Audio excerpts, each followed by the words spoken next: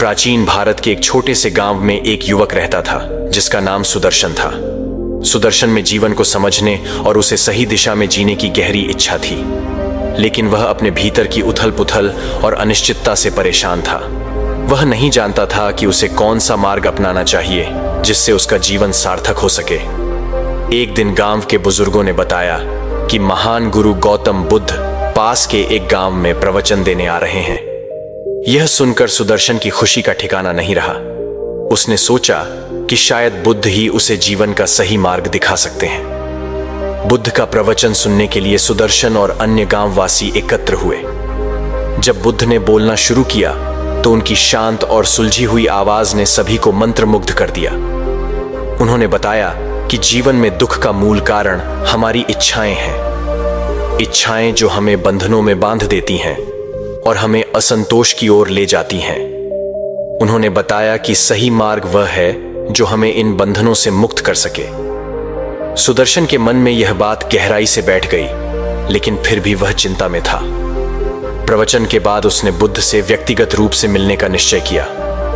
अगली सुबह सुदर्शन बुद्ध के पास गया और विनम्रता से पूछा, गुरुदेव, आपसे मिलकर मुझे बहुत शांति मिली है, लेकिन फिर भी मेरे मन में एक सवाल है। मुझे यह समझ नहीं आता कि मैं किस मार्ग पर चलूं जिससे मेरे जीवन का उद्देश्य पूरा हो सके। बुद्ध ने सुदर्शन की ओर देखा और मुस्कुराए। उन्होंने कहा, सुदर्शन, तुम्हारा प्रश्न उचित है। जीवन में सही मार्ग चुनने का अर्थ है कि तुम स्वयं को समझो। पहले यह जानो कि तुम्हारे भीतर क्या है और फिर देखो कि तुम्हारे आसपास क्या है। इसके बाद बुद्ध ने सुदर्शन को एक उदाहरण के माध्यम से समझाया। उन्होंने कहा, मान लो कि तुम एक घने जंगल में खो गए हो। तुम्हारे पास कोई नक्शा नहीं है और न ही कोई दिशा बताने वाला उपकरण। ऐसे में तुम्हारा पहला कदम क्या होगा? सुदर्शन ने कुछ सोचा और कहा, मैं शांत रहूंगा और उस रास्ते को खोजने की कोशिश करूंगा जो मुझे सही दिशा में ले जाए। बुद्ध ने सिर हिलाते हुए कहा, बिल्कुल सही। जीवन भी एक घने जंगल की तरह है। हमें सबसे पहले शांत रहकर अपनी स्थिति को समझना होता है, तभी हम सही दिशा में कदम बढ़ा सकते हैं। उन्होंने आगे कहा, तुम्हारे भीतर की शांति और संतुलन ही तुम्हें सही मार्ग दिखाएंगे।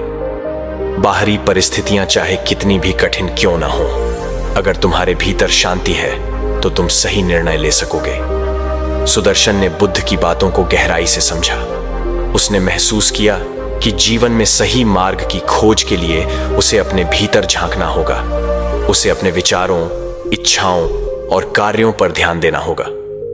बुद्ध ने उसे एक आखिरी बात कही, सही मार्ग वह है जिस पर चलने से तुम न केवल खुद को बल्कि दूसरों को भी लाभ पहुंचा सको।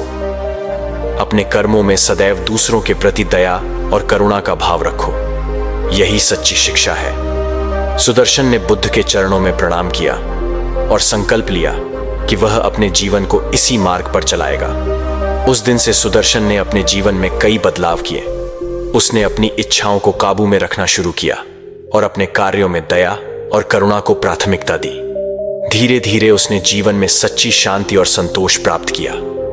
गांव वाले भी सुदर्शन के बदलाव को देखकर प्रेरित हुए। उन्होंने भी बुद्ध के उपदेशों को अपनाया और अपने जीवन में सच्चे मार्ग पर चलने का प्रयास किया। समय बीतता गया और सुदर्शन अब एक सफल, शांत और संतुष्ट व्यक्ति बन चुका था। उसने अपने जीवन का उद्देश्य पा लिया था और अब वह दूसरों को भी सही मार्ग दिखाने में मदद करता था। सच्चा मार्ग वही है जो हमें भीतर की शांति और दूसरों के प्रति करुणा की ओर ले जाए। जब हम अपने अंदर शांति और सद्भावना रखते हैं तो हमें सही मार्ग अपने आप मिल जाता है और तब हमारा जीवन न केवल हमारे लिए बल्कि दूसरों के लिए भी सार्थक हो जाता है। दोस्तों, उम्मीद है कि आपको इस कहानी से एक अच्छी सीख मिली होगी। ये कहानी आपको कैसी लगी? हमें कमेंट बॉक्स में कमेंट करके जरूर बताएं और साथ ही इस कहानी को अपने दोस्तों के साथ जरूर शेयर करें ताकि उन्हें भी इस कहानी से कुछ सीखने को मिल सके।